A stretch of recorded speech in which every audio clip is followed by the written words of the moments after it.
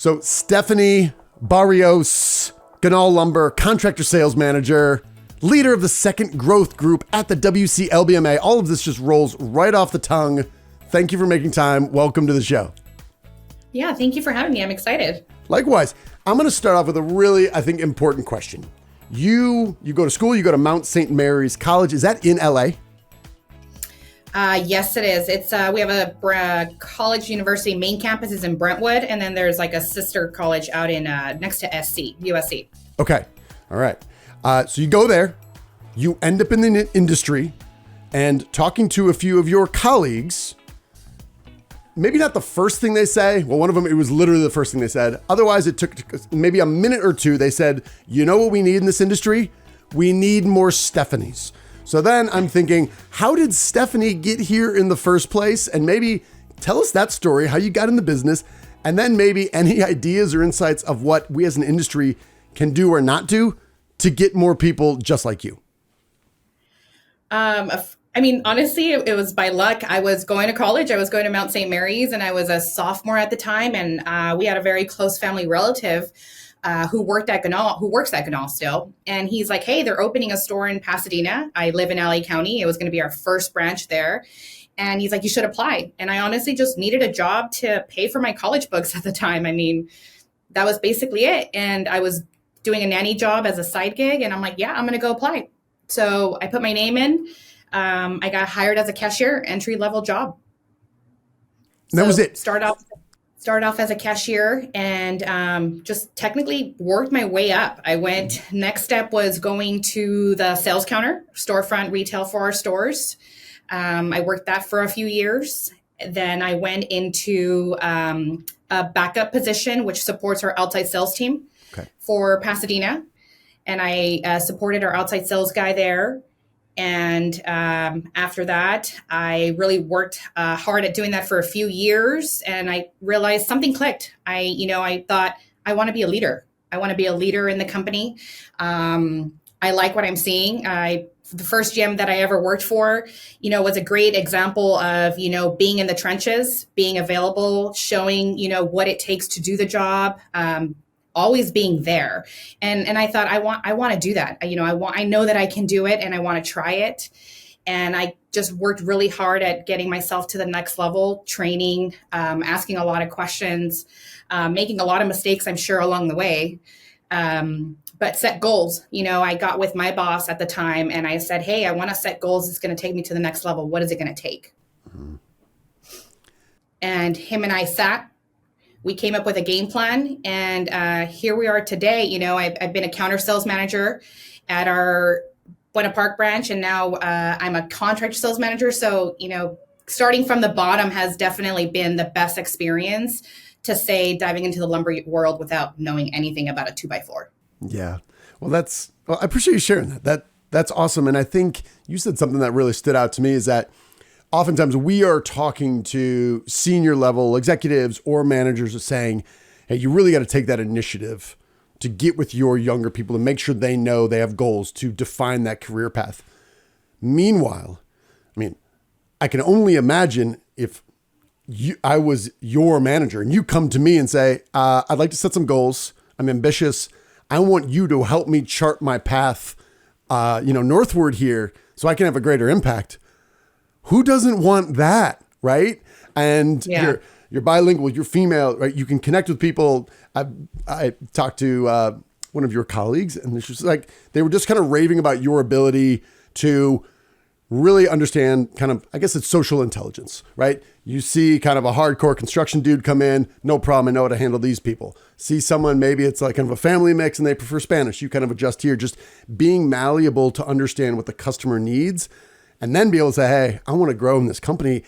What advice might you have for younger folks that maybe say, that sounds great, Stephanie, but I'm not sure if I have the trust or I have the confidence to go to my boss to say, I want to set goals so you can help me get from here to there? I think the biggest challenge that you see today is it's fear, right? It's fear of the unknown. It's fear of not knowing what's next. And I would say you have to take a chance on yourself.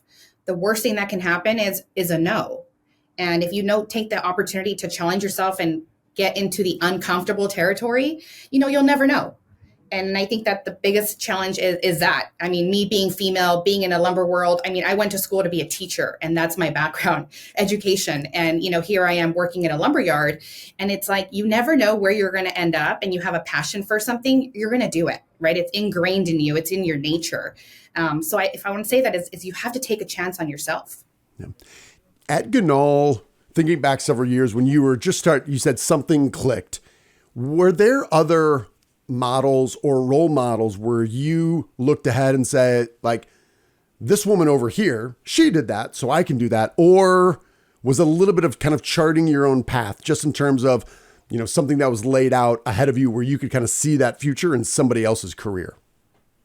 I want to say that it was a little bit of both. There was great management teams in the store when I started working in Pasadena that were great examples of, leadership and lead by doing. And I thought that was important, and I gravitated to that. And then just my peers that helped train me, like on the ground level, they're like, just because you're female doesn't mean you can't do it. You got to try it. There's a lot of money to be made. There's a lot of building relationships. Some of these people are one of my best friends, and they're my customers. And I thought, how unique is that? People that you treat as your customers every day are also your friends. About their kids, their baseball games, their wives, and I thought I gravitated through that, the family environment within your workplace. And I thought that was super cool. That is cool. You don't see that everywhere. Yeah. Can you tell me a little bit about maybe some of the sales principles that you've kind of learned along the way, or you now really use as guideposts for your team to be successful in sales and build a trusting relationship? Maybe what are some of those kind of key sales principles that you've learned over the years? I want to say the biggest one is definitely building relationships. You can't say it enough. It's really understanding the customer, knowing their business, what ticks, what really works best for them is a key entry with them. So I would say that's probably my biggest one. And then continuous learning, always staying updated with the trends, understanding the market, whether it's market news, product knowledge, sales techniques, reading books, doing what it takes personally for me to understand the industry that's ever evolving, right? What 1884 was before, back then is not 2023. So that's really, being in tune with your business, I think is important. And then teamwork. Every decision that I make touches a different department in our company, whether it's on the operational side, whether it's on the buying side. And I think those things have been important to my success, is understanding that every decision has a domino effect, and we're all pulling in the same direction. Yeah. So those, I think, have been definitely key principles for my success personally, and that of my team. As we talk about teamwork, are there things for the sales reps that are listening that I would say your role being a sales manager, in my experience, is the hardest job. There's so much, there's autonomy, there's required autonomy. We need salespeople to be a little bit selfish with their time. We need them to be really confident and assertive. And at the same time, some of those characteristics that define great salespeople can absolutely be corrosive and work against teamwork. For maybe sales reps that are listening, are there certain elements of teamwork that you'd say, hey, here's where I really want you to think about being a great teammate, while also understanding maybe some of these same principles you might have to kind of go the opposite way for you to be successful in a full commission, tough market to sell? Yeah. We've been talking a lot about our outside sales team here, and getting them to really be intel officers, right? They're out on the field. They're the ones that are front lines, listening to our customers, and we're really stressing what it is that you are today, right? You are our outside sales force, but when you come back, you are completely armed with intel, of what's going out there. And when you realize and you tie that into teamwork, you go and you say, hey, how can we get better in will call, right? How can we get better in dispatch? How can we get better in credit, in backup? roles, support roles, or even myself as a manager. How can I be a better ally to you and your business today? And that's how I really tie into teamwork is you guys are the frontliners, right? You guys bringing in the information, and what you bring to the table really resonates with things that we can transition to make the company better, to make our customers be more profitable.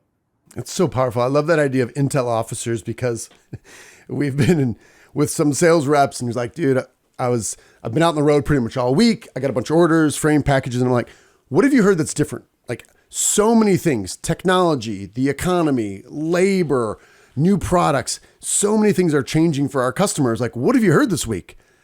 And you realize what they heard was framing package goes out on this date. We need a pickup on lot 88 at Manchester Lakes. All they heard was just they filtered down to what do I need to do next to either get paid or solve my own set of problems versus kind of share with the broader team what other bigger trends might be happening. So I love that. Is there, do you guys have any mechanism to really tie in kind of that sort of feedback, these insights or these questions from the field with marketing? Because I think all across the country, I would say, Ganahl, what you guys do on marketing is among the best. And it's just strong, it's consistent, it stands out. It calls back to kind of the legacy going back, 100 plus years, yet still feels current and fresh. Do you have any recommendations or advice for folks on how to really link sales and marketing kind of based on that idea of that intel officer role? That's a great question. I don't know that I have an actual answer to it.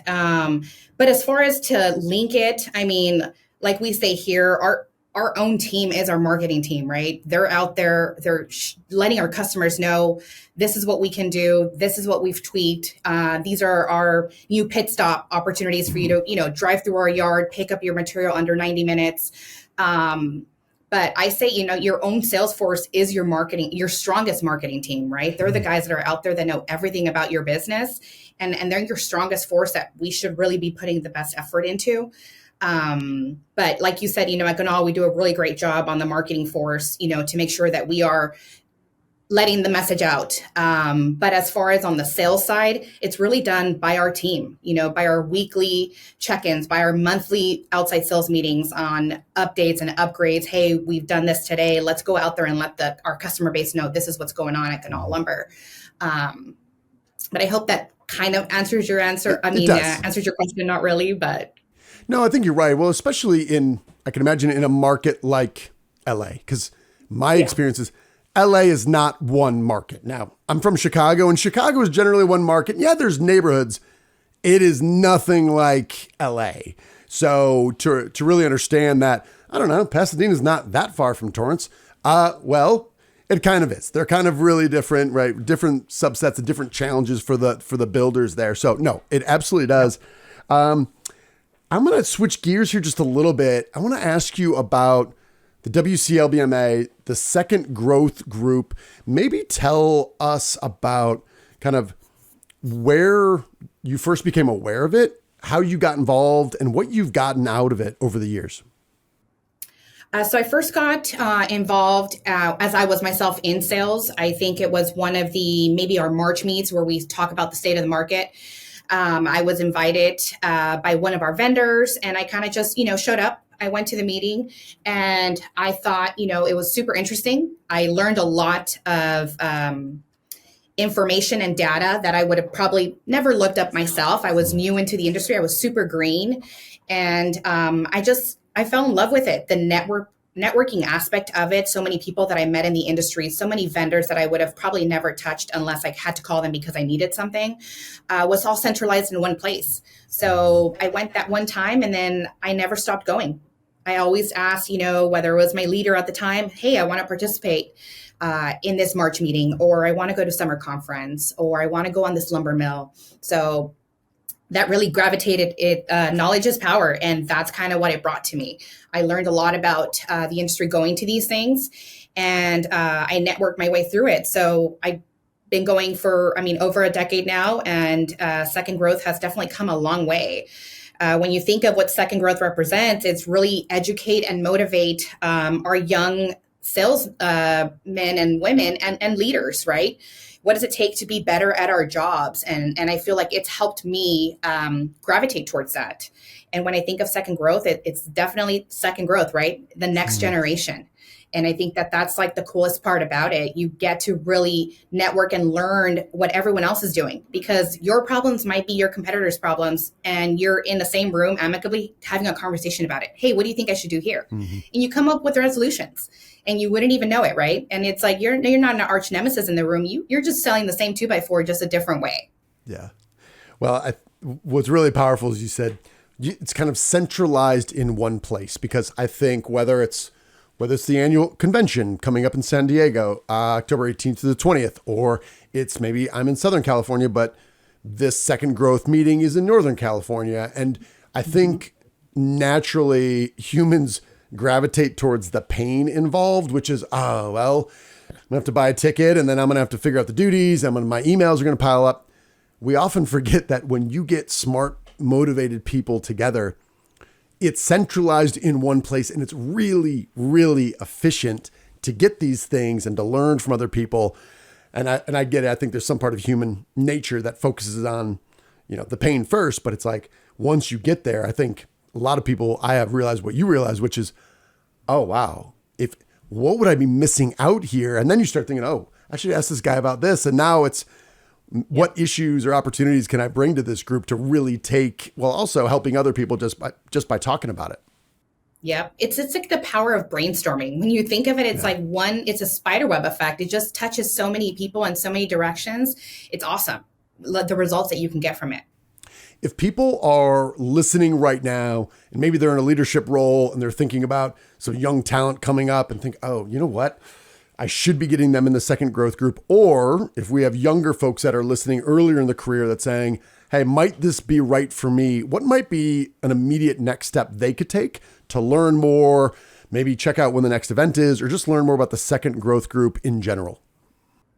Immediate next step would be go visit our website, click on second growth.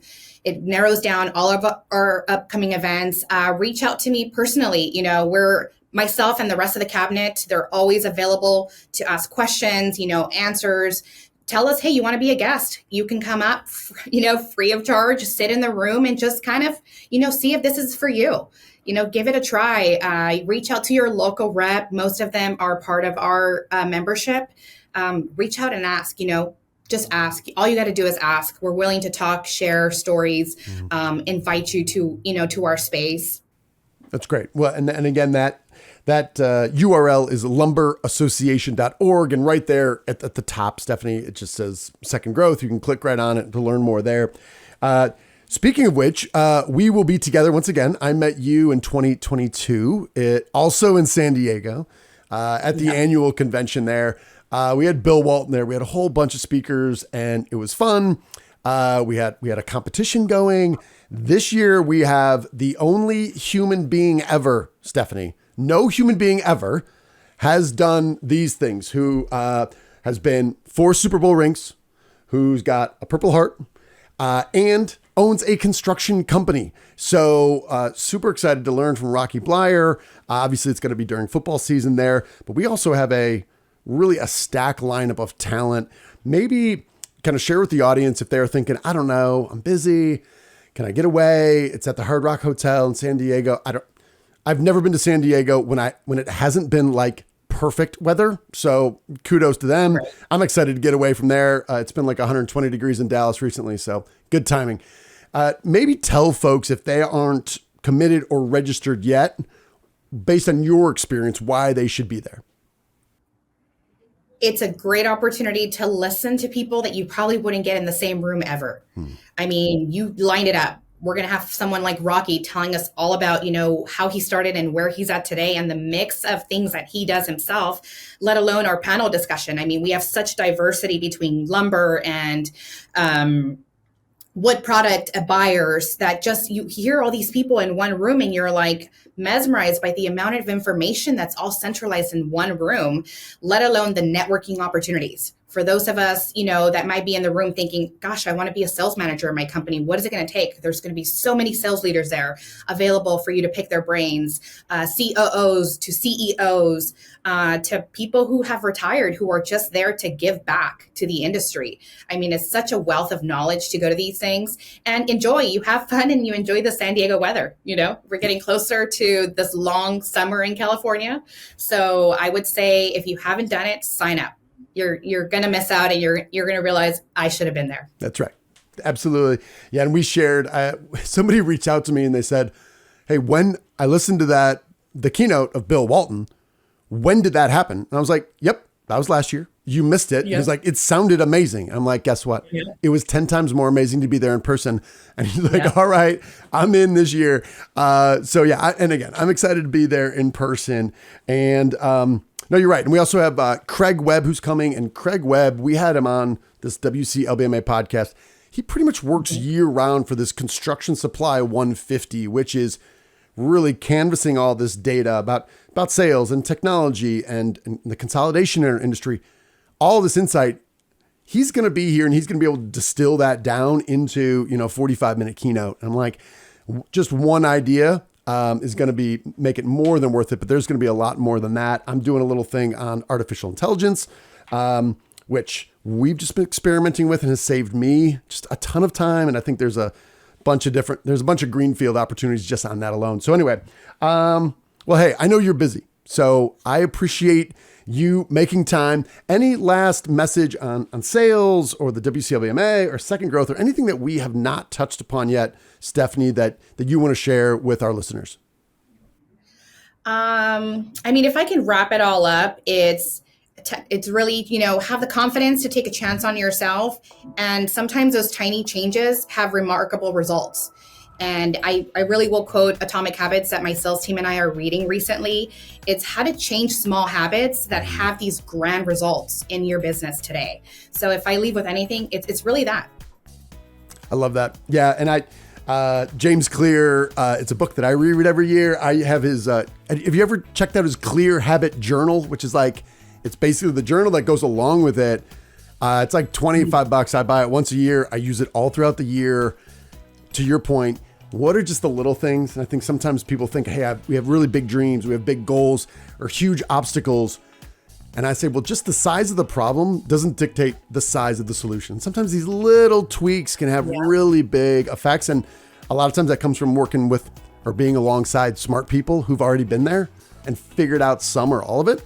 So I love it. I think it's a great place to end. Stephanie, I can't wait to see you in person and be with you. So thank you for your time.